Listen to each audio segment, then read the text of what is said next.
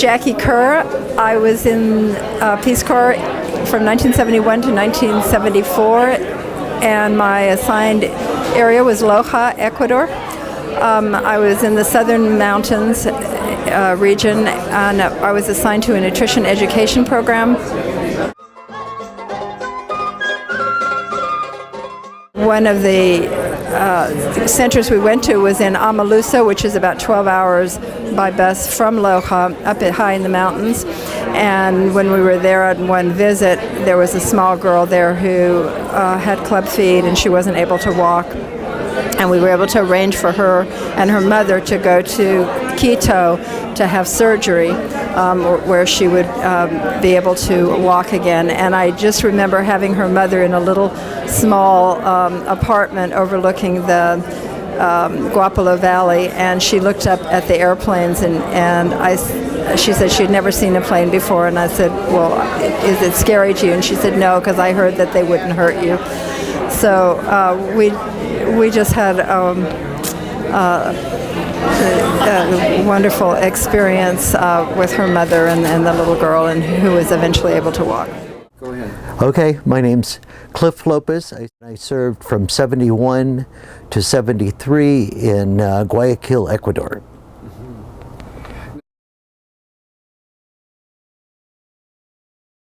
Ecuador group, we probably 25 of us have stayed in close contact. We're in email. We've had 2 reunions. You know, I attribute part of that to having women in the group, you know, because the guys just kind of go, eh. But, you know, both of the reunions were put together by one of the women in the group, and she's really energetic, and it was really important time in her life. It was a really important time for all of us in our life, you know, life-changing experience. And so we've all stayed in close contact. I have 4 people that I probably talk to once a month. Wow. Yeah. One of them, a husband and wife team, live in just north of San Francisco. Mm-hmm. And then another guy lives in Chicago. Mm-hmm. And so those 3, and we talk, and the other one lives in Washington State. Mm-hmm. And I just returned to Ecuador last July.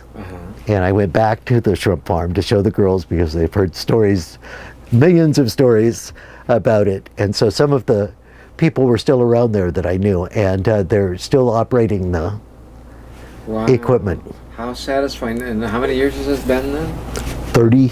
Wow. 35. Success story. That's wow. Yeah, yeah. So that was great. Wow. It was really disappointing and disheartening, though, to return. Go ahead. You know, all my memories are of it as it was. Mm-hmm. You know, quaint Indians, villages, you know, and stuff. But Guayaquil was 700,000 people when I lived there. Before, there's 3.5 million people now. Wow. The village where I had the rice co-op was, I mean, there were probably 500 people there, and there's probably 10,000.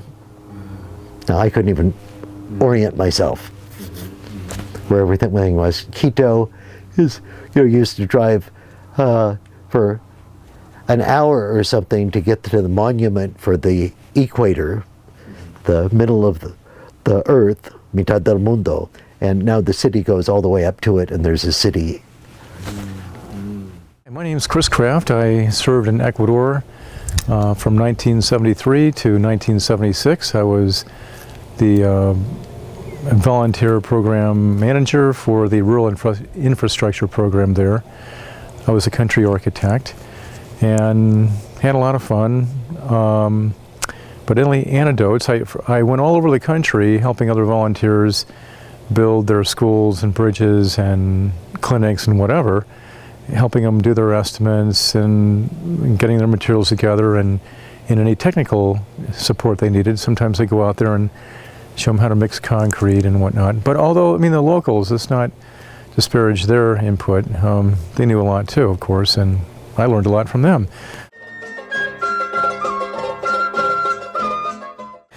And so all the materials had to be brought in by mule or on the backs of men. And that's what they wanted. That's what these people were used to. But it got to the point where we were building this school and we needed the 8-turnite cement roofing and glass, and I just could not get that in by mules. So I went down the mountains over the Inca Trail, the old Inca Trail, and I happened to be walking across, or came by the bus took me by the Ecuadorian Air Force Base. And this is like 5:30, 6 o'clock in the morning. I had not had a bath in 2 or 3 weeks or whatever. I went to the gate and I said, I'm a Peace Corps volunteer and I need a helicopter. 15 minutes later, I was talking to the comandante of the coastal region, and pardon me, I don't recall his name offhand, but he gave me breakfast. He took me into the hangar and said, which helicopter do I need? And I said, I think I need the big one over there. Anyway, cut to the short here, we flew into Ecuador, into Moyatoro, and as we were coming in on our first approach with all this glass and roofing, I was just wondering what these people thought. A lot of them had never seen a car before, much less a chopper come into this little town. And I thought, of course, we could land in the square, but that was much too small, so we had to land on a field. But anyway, as we were making our final approach, I was thinking, wow, what do these people think about Peace Corps, all we're doing for them. At the same time, all of their straw roofs blew off. And anyway, it all worked out, but, it was sort of ironical. Anyway, that's all I have to say. Goodbye. My name is Mary Grace Ott, and I was in Ecuador from 1976 to 1980. I extended twice. And my daughter currently is in Peace Corps Ukraine. She's been there about a year and a half, and she's teaching English as a second language. My project was in the area of special education, and I worked with preschool children who had handicapping conditions and worked with And one of the things I remember most about my visits with families was going into a home where they had she was 2 years old, a little girl with Down syndrome, was up in the bedroom completely kind of isolated because she had the chicken pox.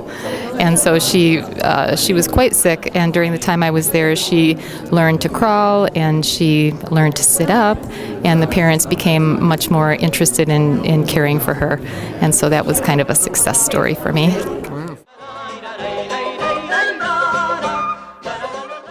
I'm Denise Harris Troy. I was a Peace Corps volunteer 76, 77, 78 in Ecuador. I was also training staff there.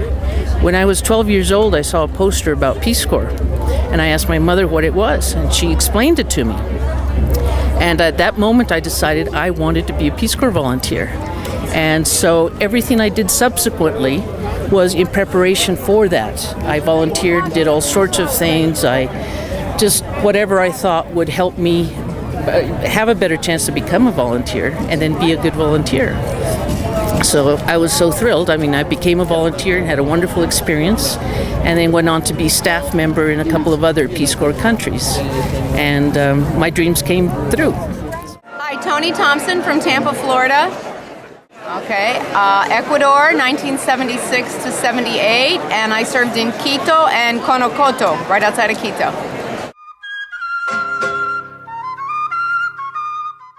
Hi, I've kept in touch with my host family for 35 years, and this weekend I had lunch with my host country's son, who is studying medicine at Harvard University from Ecuador, and his wife.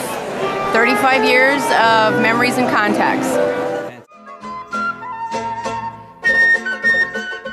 Okay, Brian Kelly.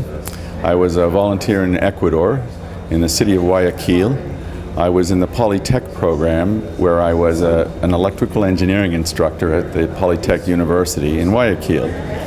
What I think sticks in my mind the most is, from time to time, it wasn't something that occurred a lot, but but every now and then in a culture that seemed to place a very high value on things like natural resources such as oil, every now and then a light bulb would go off in someone's head and you'd realize they recognized the potential of the human resource. And I think those were the moments where I felt the greatest deal of success. Hi, my name is Shirley Halliday, and I was a Peace Corps volunteer twice. The first time in Malaysia from 78 to 80. I returned to the Peace Corps as a nurse in 1987, and I went to Ecuador. I lived in on the west side of the Andes Mountains in a little village named Biloban, and did health education projects there from 87 to 89.